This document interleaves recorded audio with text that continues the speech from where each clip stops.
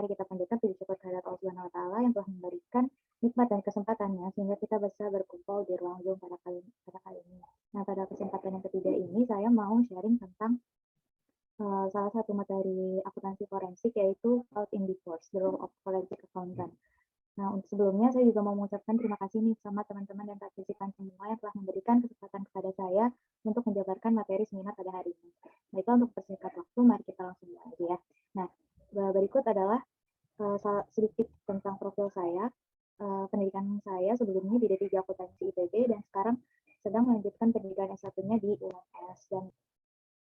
Nah, untuk outline yang akan saya bahas hari ini, yang pertama ada introducing, yang kedua basic konsep dari fraud sendiri, yang ketiga ada financial fraud in divorce atau penipuan keuangan dalam perceraian, yang keempat ada fraud examination, dan yang kelima ada conclusion. Yang pertama mengenai introduction. Did you know that forensic accounting can be an asset in your marital dissolution method? Nah, akuntansi forensik ini sering diterapkan dalam kasus pemeriksaan penipuan. Tapi tahu nggak sih teman-teman kalau akuntan forensik itu juga dapat menjadi aset dalam atau penyelesaian dalam masalah perceraiannya di kasus perceraian. Nah, akuntan forensik dalam perceraian ini juga bisa bekerja sama dengan klien, penasihat, bisa juga dengan penasihat keuangan dan untuk menyelesaikan seperti analisis pendapatan, penelusuran aset, dan disipasi aset untuk membantu pengadilan menentukan pembagian aset serta tunjangan dan juga misalnya untuk pembagian hak asuh anak. Nah, akuntan forensik ini juga dapat digunakan dalam perceraian dengan membantu penasihat dan klien dengan melakukan pelacakan aset atau aset tracing. Nah, aset tracing ini melibatkan rekening investasi perkawinan dan pranikah, real estate, dan kepentingan bisnis untuk dipertimbangkan untuk properti dari perkawinan itu sendiri. Jadi yang sudah sebelum pranikah, sebelum digabungkan asetnya antara si suami dan istri dan setelah mereka hendak melakukan perceraian. Nah, selanjutnya analyzing data, yaitu menganalisis data, menentukan nih komponen apa aja marital dan non-marital komponennya dari distribusi dan penarikan ke dalam aset ini untuk mengungkapkan rekening bank, investasi, dan kartu kredit yang sebelumnya itu tidak teridentifikasi. Nah, dalam banyak kasus, aset pranikah yang diwarisi dan aset yang diberikan ini bisa berkontribusi pada klaim non-nikah yang nantinya akan berdampak pada properti dari pernikahan itu sendiri. Nah, selanjutnya basic konsep dari fraud. Seperti yang sudah saya dijelaskan di seminar-seminar sebelumnya, fraud in general atau secara umum, fraud itu bisa digambarkan dengan penipuan yang disengaja yang mengakibatkan kerugian bagi orang lain. Nah, ini tuh bisa mencakup berbagai cara yang dirancang oleh akalnya manusia untuk mendapatkan keuntungan bagi dirinya sendiri si pelaku fraud itu. Nah, perbedaan antara penipuan atau kelalaian itu sendiri ini bedanya tipis ya. Jadi tergantung dari sesuai yang sudah saya bilang sebelumnya juga, tergantung dari niat dari pelaku fraudnya itu sendiri. Nah, tuduhan atau kecurigaan penipuan ini harus diselidiki secara menyeluruh sebelum tuduhan tersebut benar-benar dipublikasikan. Selanjutnya ada basis of fraud atau rencana penipuan. Ini tuh fakta atau keadaan seputar transaksi yang menunjukkan bahwa transaksi itu mungkin penipuan. Nah, basis ini itu termasuk pertimbangan fiktif, pernyataan palsu tentang pertimbangan, transaksi yang berbeda dari metode bisnis yang biasa, pengalihan semua properti debitur, kepalitan, hubungan rahasia para pihak, dan transfer untuk mengantisipasi gugatan atau eksekusi. Nah, meskipun bukan merupakan indikasi penipuan, kehadiran si basis of fraud ini menunjukkan perlu adanya penyelidikan tambahan. Nah, other consideration. Nah, sangat penting nih bahwa tim perwakilan dari pihak perceraian itu untuk mengenali potensi penipuan yang bermanifestasi sebagai produk sampingan dari perceraian. Nah, seperti penipuan masa lalu atau yang sedang berlangsung yang terungkap selama pekerjaan si akuntan forensik ini memeriksa dari penipuan di perceraian. Nah, meskipun tidak terkait dengan perceraian, kemungkinan akan berdampak pada penyelesaian keuangan. Ini mungkin melibatkan satu pasangan, kedua pasangan, atau yang ketiga nih pasangan dan rekan konspirator. Nah, harus dipertimbangkan nih skenario-nya. Yang pertama itu salah satu atau kedua pasangan. Nah, bisa jadi salah satu atau kedua pasangan ini terlibat dalam istilahnya yang menjadi pelakunya, misalnya dalam bisnis keluarga karena sejumlah alasan, misalnya untuk memenuhi perjanjian pinjaman untuk melanjutkan pembiayaan operasi bisnis dan untuk mencegah penyitaan aset pribadi yang dijaminkan pada sebuah bisnis keluarga.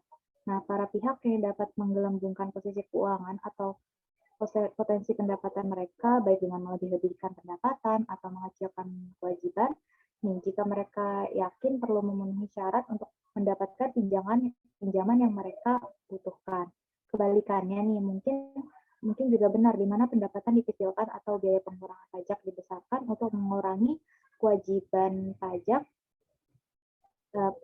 pajaknya itu sendiri. Nah, besarnya salah saji yang dapat meningkat ke tingkat penipuan pajak. Contoh lain itu pendapatan yang tidak dilaporkan di luar pembukuan. Setiap pemilik bisnis retail yang pelanggannya secara teratur membayar tunai ini cocok dengan profil untuk jenis penipuan yang satu ini nih. Namun bukan berarti bahwa semua pengecer atau dari bisnis retail itu terlibat dalam praktik yang seperti ini. Hanya saja risiko penipuan dalam perdagangan dari bisnis retail itu lebih menonjol daripada bisnis yang lain. Nah, selanjutnya ke skenario bukan pasangan. Akuntan forensik atau ahli penipuan yang terlibat sebagai bagian dari proses perkawinan ini dapat menemukan penipuan yang dilakukan atas bisnis yang diminati salah satu dari pasangannya ini, yang tidak melibatkan pihak-pihak dalam perceraian sebagai korban. Pendapatan bisnis sekarang menghasilkan pendapatan tingkat perusahaan dan individu di tingkat yang lebih rendah dari yang diharapkan, karena alasan di luar kendali pemilik bisnis. Nah, kalau misalnya ini terjadi, kedua pasangan mungkin perlu untuk bekerja sama. Pertama, untuk menyelesaikan skema pihak ketiga melalui jalur hukum yang tepat, termasuk penuntutan dan restitusi jika tersedia, dan kemudian menyelesaikan analisis keuangan. Jadi pada akhirnya, hasil operasi dan posisi keuangan perusahaan subjek itu harus sedekat mungkin dengan realitas ekonominya atau break-even-nya, baik untuk penilaian bisnis yang tidak terhindarkan dan evaluasi pendapatan yang tersedia untuk dukungan tanpa menghukum salah satu pasangan untuk kesalahan tersebut. Nah, terus yang terakhir itu pasangan dan rekan konspirator. Jadi mungkin aja nih ada pihak ketiga dengan kepentingan pribadinya untuk melaksanakan fraud dari perceraian ini. Nah, jadi konspirator ini bersedia untuk mempertahankan ilusi atau mengambil peran aktif dalam melaksanakan penipuan atau fraud ini. Bisa jadi rekan bisnis, karyawan bisnis atau rumah tangga atau anggota keluarga atau kekasih adalah semua calon pihak yang berkepentingan yang bersedia membantu si salah satu pasangannya ini untuk melaksanakan fraud. Misalnya nih rekan terpercaya yang membeli bisnis salah satu pasangannya dengan menengahkan mata atau mengangguk sedang berjabat tangan yang seharusnya menjual kembali perusahaan tersebut kepada pemilik asli dengan harga murah yang sama dengan yang dibeli. Nah, setelah tingkat perceraiannya itu udah mengering, atau teman dekat mungkin setuju untuk membuka rekening bank atas nama si temannya ini, di mana pendapatan pasangan yang tidak terlalu tersembunyi ini akan tersimpan. Jadi dalam situasi seperti ini, pasangan yang berkonspirasi ini akan mempertaruhkan pihak ketiga untuk melupakan persetujuannya untuk mengembalikan aset kepada pasangan yang menceraikan. Nah, selanjutnya bahasan mengenai financial fraud in divorce. Ya, untuk bentuk penipuan atau bentuk fraud itu sendiri sebenarnya ada 3. Fraud pada pelaporan keuangan, fraud pada penyalahgunaan aset, dan yang terkait dengan kejahatan pengaruh. Nah, Kalau misalnya untuk yang kategori ketiga tadi, untuk kejahatan pengaruh ini tidak berlaku dalam litigasi perkawinan. Nah, yang akan saya bahas ini adalah fraud pada pelaporan keuangan dan penyalahgunaan aset perkawinan. Yang pertama ada pelaporan keuangan yang curang. Nah, laporan keuangan yang curang ini sendiri definisinya yaitu salah saji yang disengaja atau penghilangan jumlah atau pengungkapan dalam laporan keuangan yang dirancang untuk menipu pengguna laporan keuangan. Dalam perceraian, ini dapat bermanifestasi dalam beberapa cara, termasuk contohnya itu gagal memberikan informasi yang lengkap dan akurat tentang bisnis atau individu dari pasangannya. Nah, ini termasuk cara sederhana seperti menghapus cek yang dibatalkan dari laporan bank atau sama liciknya dengan memasukkan laporan keuangan. Selanjutnya, penyalahgunaan aset perkawinan. Ini termasuk salah satunya itu pendapatan yang dialihkan dapat disertai dengan catatan atau dokumen palsu atau yang menyesatkan yang dirancang untuk menyembunyikan penipuan. Nah, ini seperti sebuah penipuan keuangan yang lainnya ya. Salah satu contoh penyalahgunaan aset ini termasuk seperti mengalihkan pendapatan ke individu lain atau bisnis lain yang dapat dipengaruhi oleh pasangannya. Hal ini umumnya dilakukan dengan memberikan penerimaan pendapatan kepada pihak ketiga, mengarahkan uang yang harus dibayarkan kepada pihak ketiga, atau menyetujui cek untuk jumlah yang diterima kepada pihak ketiga. Nah, ketika ini terjadi, seseorang harus mempertimbangkan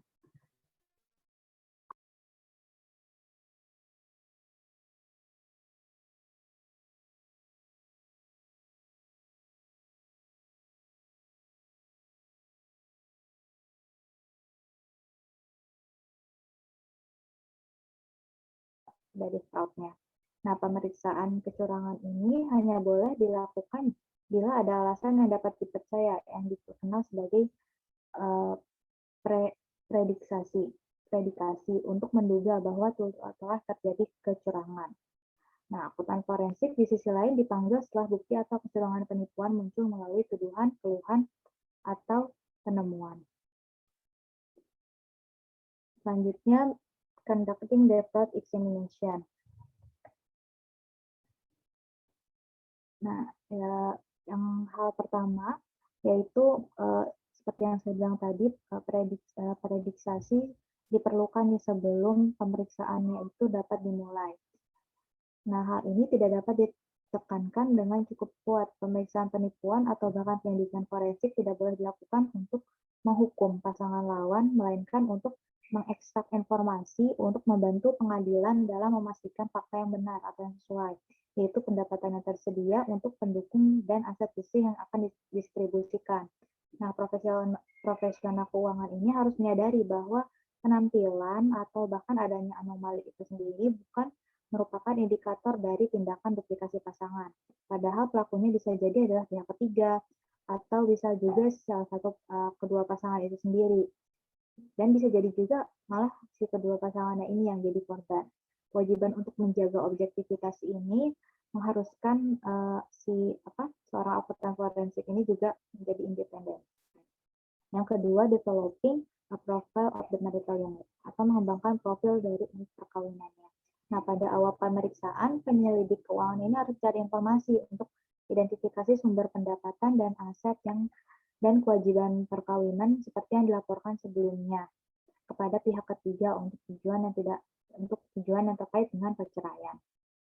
Nah, pemeriksa kemudian harus membandingkan informasi ini dengan laporan yang disiapkan untuk pengadilan yang merinci gaya hidup perkawinan pasangan dan memeriksa laporan keuangan pribadi dan bisnis dan pengembalian pajak dan laporan atau informasi lain yang tersedia yang memerlukan pengungkapan keuangan oleh subjek. Dokumen-dokumen ini harus mengungkapkan gambaran yang konsisten tentang subjek dan gaya hidup, meskipun definisi pendapatan, aset, dan sebagainya itu mungkin berbeda ya menurut dokumen yang disajikan oleh si pasangannya. Seperti yang telah dibahas sebelumnya, pembuktian titik data ini merupakan langkah penting untuk penyelidikan. Selanjutnya ada dokumen review atau pinjaman dokumen. Nah, proses penemuan keuangan yang dilakukan sebagai bagian dari tindakan litigasi perkawinan ini mungkin memiliki aura yang mirip dengan penyelidikan pajak. Hal ini karena dalam kedua kasus tersebut, kemungkinan penyajian yang lebih rendah untuk kepentingan pelapor, sehingga fokus penyelidik adalah untuk mengidentifikasi nih pendapatan atau aset yang lebih rendah. Nah, ada catatan untuk hampir setiap transaksi. Kuncinya itu mencocokkan transaksi dengan catatannya melalui penyelidikan atau pencarian informasi publik. Penyelidik keuangan mungkin perlu menjangkau di luar permukaan transaksi keuangan dan dokumentasi langsung ke sumber sekunder. Sebagai contoh sumber informasi gabungan, pencarian judul properti mengungkapkan bahwa itu dimiliki oleh entitas yang dibentuk dekat waktu pemisahan, dan penyelidikan lebih lanjut mengungkap nih bahwa entitas tersebut dimiliki oleh pasangan. Nah, penggunaan gabungan dari informasi pendidikan dan pemeriksaan dokumen yang tersedia untuk umum dapat mengungkapkan kepemilikan manfaat atas properti yang tidak diungkapkan. Pertanyaan terbesar adalah apakah dokumen dan bukti lain yang diberikan oleh masing-masing pihak ini untuk diperiksa oleh ahli pasangan lain akan mendukung informasi lain yang diberikan dari informasi yang ditemukan selama penyelidikan. Catatan bisnis dan pribadi yang dihasilkan ini melalui penemuan diperiksa untuk konsisten dengan apa yang diperoleh akuntan forensik atau pemeriksa penipuan dari pengacara dan klien pengacara. Informasi ini diperoleh dari dokumen utama ini dan dokumen serta informasi lain yang diminta, dikuatkan dengan informasi yang diperoleh dari hasil wawancara. Selanjutnya ada interview atau wawancara. Dalam sebuah wawancara, waktu adalah segalanya. Praktisi harus mengadakan pertemuan awal dengan pasangan yang bertunangan atau pasangan yang hendak cerai, tidak hanya untuk tujuan perkenalan, tapi juga untuk mendapatkan informasi berharga tentang bagaimana pernikahan itu berjalan dari perspektif fiskal, dan juga tentang karakter dan aktivitas masing-masing pasangan di luar rumah dan kantor. Ini memberikan wawasan yang sangat berharga untuk merencanakan penyelidikan. Penyidik harus menyadari kewajibannya untuk tetap objektif dan independen meskipun ada tuduhan yang dibuat, yang masih harus dibuktikan dan tidak diterima begitu saja. Selanjutnya, investigating for unreported or underreported personal income. Untuk pendapatan pribadi yang tidak dilaporkan, itu definisinya sebagai arus kas bersih yang bersifat legal atau ilegal, yang gagal diungkapkan oleh salah satu pihak kepada pihak ketiga sesuai dengan kriteria pelaporan pihak tersebut. Nah, pendapatan yang tidak dilaporkan atau dikecilkan ini dapat disebut sebagai pendapatan yang tidak dilaporkan, unreported personal income. Pendapatan yang tidak dilaporkan ini dapat dikaitkan dengan sumber langsung dengan jelas, tetapi juga sumber tidak langsung, seperti yang mungkin terjadi ketika seseorang memperoleh keuntungan finansial dengan atau tanpa dampak positif yang ada pada arus kas atau likuiditas. Misalnya, pembayaran majikan atas pengeluaran pribadi menciptakan pendapatan sebagai hasil dari keuntungan finansial yang diterima. Lalu yang terakhir ada investigasi untuk aset yang kurang dilaporkan. Kalau tadi kan pendapatan, kalau ini aset. Nah, profesional keuangan ini juga harus menyadari bahwa mungkin aja ada pihak yang bercerai untuk melaporkan aset mereka secara kurang atau dihilangkan karena alasan yang sama seperti mereka mungkin cenderung atau tergoda untuk melaporkan pendapatan mereka lebih kecil untuk mendapatkan keuntungan yang tidak semestinya dalam penyelesaian keuangan dari perceraian ini. Nah, jadi conclusion atau kesimpulan yang bisa saya simpulkan yaitu akuntan forensik adalah sumber daya yang tak ternilai bagi pengacara dalam litigasi perceraian, dan bila digunakan dengan yang tepat, pemeriksaan mereka dapat memfasilitasi penyelesaian yang lebih adil.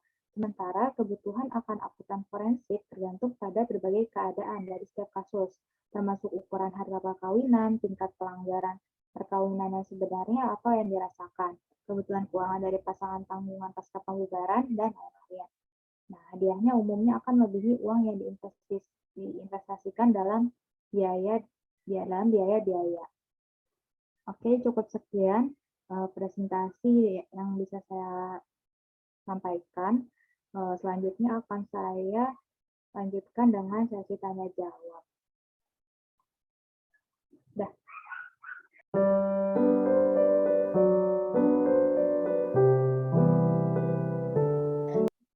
Oke, selanjutnya akan saya buka sesi pertanyaan. Bagi pemirsa di sini yang ingin bertanya, saya persilahkan untuk langsung speak up. Baik, izin bertanya. Nama saya Isna. Izin bertanya kepada presenter. Salah satu penipuan keuangan dalam perceraian yang sudah dijelaskan yaitu penyalahgunaan aset perkawinan. Nah, apa saja sih cara yang dilakukan dalam penyalahgunaan aset perkawinan tersebut? Terima kasih. Oke, Mbak Isna, langsung saya jawab aja mungkin ya. Nah, yang sudah saya jelaskan tadi itu kan salah satu penyalahgunaan aset perkawinan itu kan mengalihkan pendapatan ke individu lain atau bisnis lain yang mungkin akan mempengaruhi si pasangannya ini. Nah, hal ini umumnya dilakukan dengan memberikan penerimaan pendapatan kepada pihak ketiga, lalu mengarahkan uang yang harus dibayarkan kepada pihak ketiga atau menyetujui cek untuk pinjaman yang diterima kepada pihak ketiga. Nah, contoh lainnya itu apa aja sih? Nah, contoh lain dari penyalahgunaan aset perkawinan itu misalnya menyedot pendapatan investasi atau rekening dari perkawinan yang sudah digabungkan dan menyetorkan hasilnya ini ke rekening baru yang lokasinya mungkin ada di luar negeri. Terus yang kedua itu bisa jadi memanipulasi bonus yang diperoleh sebelum dilakukannya perceraian agar tidak uh, agar tidak masuk ke dalam perhitungan sewaktu akan distribusi pembagian harta. Kayak contohnya nih, misalnya salah satu pasangannya ini mendapatkan bonus setiap dari hasil gajinya, lalu dipindahkan nih ke rekening lain. Jadi sewaktu hendak akan melakukan perceraian tidak ke tracing, jadi nggak kehitung aset total dari pasangan yang suami atau istrinya ini. Nah, contoh lain yang terakhir itu mengalihkan harta perkawinan kepada orang lain. Kalau misalnya tadi kan pendapatan, nah kalau ini bisa juga mengalihkan harta. Nah, dalam upaya untuk melindungi harta tersebut dari distribusi ketika hendak pembagian harta untuk setelah dilakukannya perceraian. Nah, transaksi-transaksi ini bisa berupa transfer kurang dari pembayaran penuh atau pinjaman yang diizinkan untuk beralih ke status default, menyebabkan penyitaan agunan yang dimiliki bersama yang kemudian dibeli kembali oleh pasangannya itu dalam bentuk saldo hutang yang mungkin secara substansial kurang dari harga pasar wajar atau nilai intrinsik. Kira-kira itu beberapa contoh dari penyalahgunaan aset perkawinan. Apakah sudah menjawab, Mbak Isma? Sudah menjawab. Terima kasih, Mbak Nisa. Sama-sama. Mungkin dari teman-teman lain ada yang ingin bertanya lagi, dipersilakan untuk langsung speak up. Mbak Nisa, saya izin bertanya, apakah diperbolehkan? Ya, diperbolehkan Mbak Di Oktaviana. Terima kasih atas waktunya. Apa saja sih kesalahan terbesar yang dilakukan orang saat hendak mempertimbangkan untuk bercerai? Nah, dalam hal ini, dalam hal keuangan. Oke, Mbak. Mbaknya berniat untuk cerai ya, Mbak? Enggak, cuma misal gitu. Enggak pengen untuk menghindari. Iya. Oke, untuk menghindari mungkin ya. Benar. Nah. Aduh,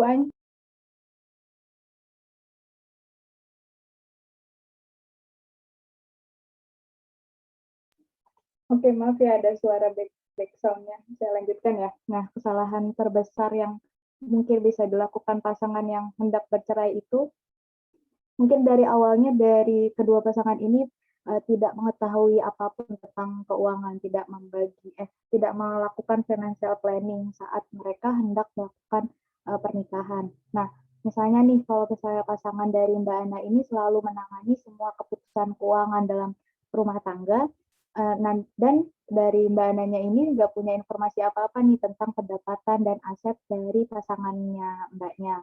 Nah, bisa aja nanti misalnya saat hendak melakukan perceraian, pasangannya Mbaknya ini akan mendapatkan keuntungan yang nggak adil sehingga ketika salah satunya hendak melakukan menyelesaikan masalah perceraian. Nah, kesalahan terbesar apa saja yang dilakukan orang saat hendak mempertimbangkan untuk bercerai? Nah, ini bisa membantu Mbaknya untuk memastikan bagian yang adil terkait penyelesaian perceraian. Yang pertama itu hiding asset and planning for divorce. Nah, jika Mbaknya mencurigai pasangan Mbaknya juga merencanakan perceraian, ini bisa dilakukan dengan mendapatkan informasi sebanyak-banyaknya, seperti membuat kopian dari financial record seperti account statement, saving, brokerage, retirement, dan data lain yang berhubungan dengan gaya hidup atau lifestyle dari pernikahannya. Nah, jika Mbaknya yakin kalau pasangan Mbak mungkin saja menjual aset atau mentransfer uang tanpa sepengetahuan Mbak, maka bisa nih dilakukan dengan cara memberitahu si pemegang aset tersebut secara tertulis.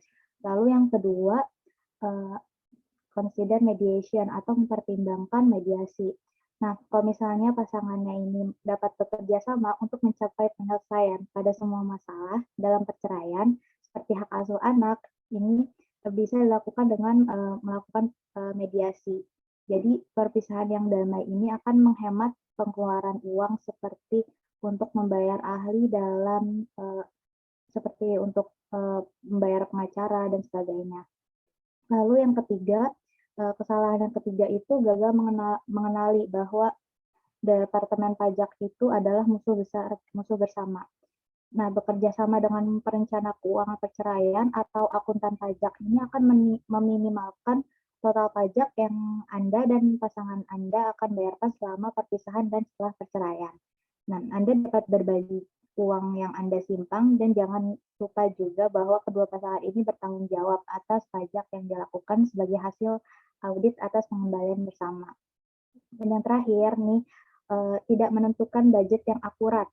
Nah, biasanya pasangan yang bercerai itu biasanya di bawah biaya hidup ketika mereka mempersiapkan anggaran mereka untuk tunjangan sementara dan kemudian baru nih mengetahui bahwa mereka tidak mampu untuk menutupi semua tagihan dari kedua pasangan tersebut. Jadi kalau sudah seperti ini bisa menggunakan jasa keuangan profesional untuk membantu menyiapkan budget yang realistis. Kira-kira seperti itu. Apakah sudah menjawab Mbak Dwi Oktaviana? Berarti financial planning itu perlu ya Mbak untuk rumah tangga itu sendiri.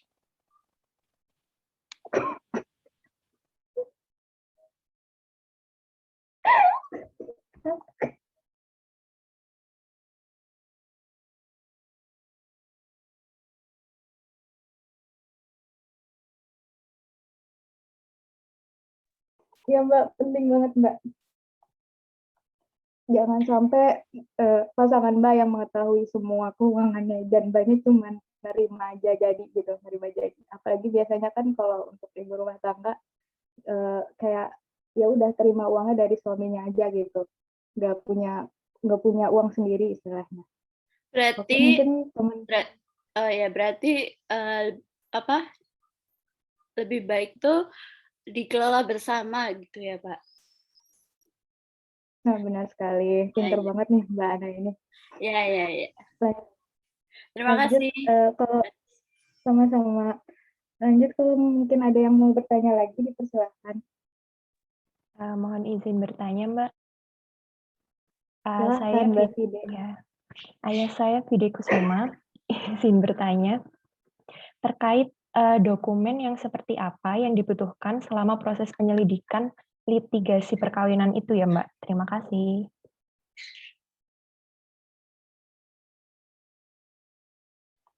Mohon maaf lupa di-unmute. Oke, terkait dokumen seperti apa ya yang dibutuhkan selama proses penyelidikan litigasi perkawinan. Nah, ada beberapa sumber informasi mendasar yang bisa untuk dimintai aksesnya. Yang pertama itu udah pasti penghasilan atau properti dan pengembalian pajak yang lainnya. Nah, dokumen-dokumen ini harus dimintai untuk pihak-pihak yang bercerai, termasuk setiap perusahaan bisnis yang terkait yang dimiliki oleh salah satu pasangannya. Mungkin perlu juga untuk mempertimbangkan untuk minta akses ke pengembalian pajak penghasilan dari pihak ketiga. jika ada dugaan pengalihan pendapatan kepada individu tersebut. Lalu yang kedua, dokumen yang perlu untuk dimintai nih, yang kedua adalah laporan keuangan pribadi atau laporan keuangan bisnis pasangannya. Pasangan independen relatif terhadap asuransi jiwa atau persyaratan aplikasi pinjaman, tapi juga dapat disiapkan untuk perencanaan perumahan atau tujuan benefit lainnya. Nah, formulir ini sering disiapkan oleh akuntan untuk bisnis atau individu dan mungkin diperlukan untuk memenuhi perjanjian pinjaman atau alasan lain, seperti aplikasi asuransi jiwa atau cacat atau perencanaan perumahan. Laporan keuangan terutama jika formulir bank atau asuransi digunakan dapat juga berisi pernyataan yang buktikan keakuratan informasi yang dilaporkan dan memerlukan tanda tangan dari pembuat dan subjeknya. Lalu selanjutnya ada aplikasi pinjaman dan asuransi. Dokumen-dokumen ini juga perlu untuk diperiksa terkait konsistensi dengan pengungkapan lain serta sebagai juga untuk informasi tambahan. Nah, aplikasi seperti ini ditandatangani di bawah sumpah palsu atau dengan pernyataan serupa yang membuktikan keakuratannya. Terus yang lain juga ada laporan rekening bank, pialang, dan investasi lainnya serta cek yang dibatalkan. Lalu yang terakhir, dokumen kunjungan ke lokasi bisnis yang dimiliki atau dikendalikan oleh salah satu pasangan. Nah, jika salah satu pasangan memiliki bisnis, profesional keuangan atau ahli ini harus mengunjunginya dan memastikan bagaimana proses menjalankan si bisnis tersebut, seberapa sering pemilik berada di tempat bisnis tersebut, dan hubungannya dengan karyawan-karyawannya. Nah, semua perincian ini dapat memberikan petunjuk nih apakah pemilik pasangan ini menerima pendapatan yang tidak dilaporkan atau pengeluaran yang membengkak. Kira-kira itu beberapa dokumen yang dibutuhkan oleh penyelidik akuntan forensik selama proses perceraian itu sendiri. Baik, itu Mbak Fide, apakah sudah menjawab? Sudah, Mbak. Terima kasih. Baik, sama-sama. Mungkin dari yang lain ada yang ingin bertanya lagi? Oke, mungkin sudah cukup ya. Baik, saya akhiri saja seminar hari ini. Terima kasih banyak untuk peserta semuanya atas partisipasinya, atas pertanyaannya. Akhirul kalam, wassalamualaikum warahmatullahi wabarakatuh. Waalaikumsalam warahmatullahi wabarakatuh. Terima kasih Mbak Nesa. Sangat Terima kasih. mahir sekali.